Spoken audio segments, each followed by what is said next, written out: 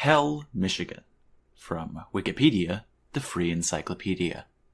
Hell is an unincorporated community in Livingston County in the United States state of Michigan. As an unincorporated community, Hell has no defined boundaries or population statistics of its own.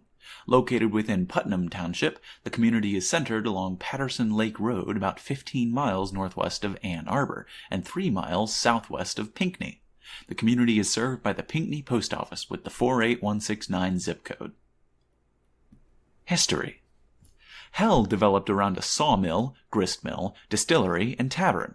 All four were operated by George Reeves, who moved to the area in the 1830s from the Catskill Mountains in New York. He purchased a sawmill on what is now known as Hell Creek in 1841. In addition to the sawmill, Reeves purchased 1,000 acres of land surrounding the mill. Reeves then built a grist mill on Hell Creek, which was powered by water that was impounded by a small dam across the creek. Farmers in the area were quite successful in growing wheat and had an abundance of grain.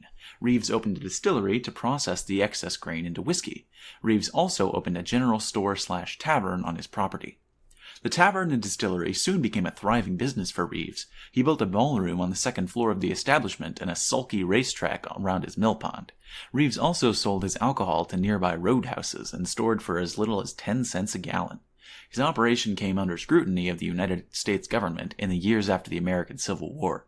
When tax collectors came to Hell to assess his operation, Reeves and his customers conspired to hide the whiskey by filling barrels and sinking them to the bottom of the mill pond.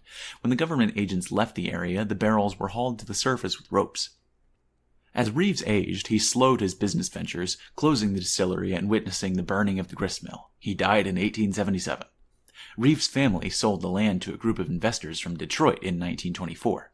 The investors increased the size of the mill pond by raising the level of the dam, creating what is now Highland Lake. The area soon became a summer resort area, attracting visitors for swimming and fishing.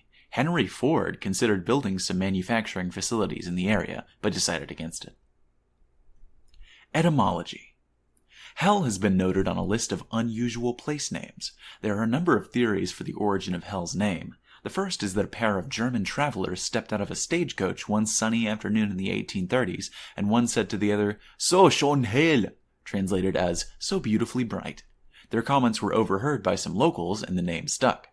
The second theory is tied to the hell-like conditions encountered by early explorers, including mosquitoes, thick forest cover, and extensive wetlands. The third is that George's habit of paying the local farmers for their grain with home-distilled whiskey led many wives to comment, "He's gone to hell again," when questioned about their husband's whereabouts during harvest time. A fourth is that soon after Michigan gained statehood, George Reeves was asked what he thought the town he helped settle should be called, and replied, "I don't care, you can name it Hell for all I care." The name became official on October 13, 1841. Arts and culture. In the early 1930s, Pinckney, Michigan postmaster W.C. Miller began to receive requests from stamp and postmark collectors for cancellations. Hell had no post office, instead being served by the one for Pinckney, 3 miles away. On July 15, 1961, a postal substation was established at Hell, operating from May 1st through September 30th.